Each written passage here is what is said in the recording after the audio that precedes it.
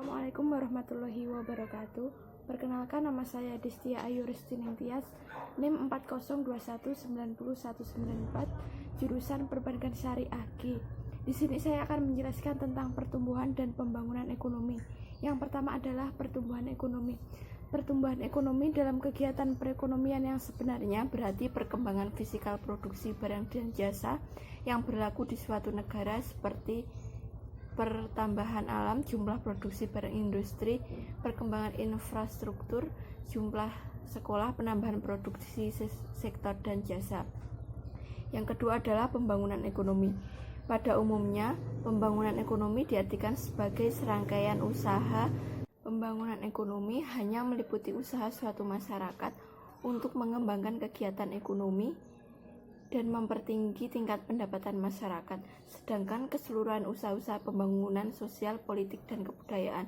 Teori pertumbuhan ekonomi yang pertama yaitu teori pertumbuhan ekonomi klasik. Teori ini dikemukakan oleh Adam Smith, David Ricardo, T.R. Marathus. Berikut adalah uraiannya. Selanjutnya adalah pertumbuhan ekonomi neoklasik. Ada tiga tokoh neoklasik. Yang pertama yaitu Robert Slow, Harald Domar, serta Joseph Schumpeter. Dan selanjutnya di sini saya akan menjelaskan tentang faktor-faktor yang menentukan pertumbuhan ekonomi. Yang pertama yaitu tanah dan kekayaan alam lainnya. Yang kedua barang modal dan tingkat teknologi.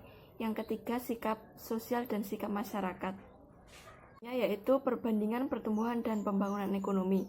Kalau pembangunan ekonomi adalah suatu proses untuk meningkatkan kesejahteraan masyarakat, sedangkan pertumbuhan ekonomi adalah peningkatan nilai pasar dari barang dan jasa yang disertakan inflasi yang akibatkan oleh kegiatan ekonomi dari waktu ke waktu. Secara mendasar, yang paling mudah untuk diingat perbedaan antara pembangunan dan pertumbuhan ekonomi yaitu terletak pada PDB atau produk domestik bruto. Yang terakhir yaitu saya akan menjelaskan indikator perbedaan. Yang pertama yaitu PDB atau kenaikan produk domestik bruto. Pembangunan ekonomi itu hanya difokuskan terhadap kenaikan PDB, berbeda dengan pertumbuhan ekonomi yang tidak memfokuskan terhadap PDB. Sekian, terima kasih.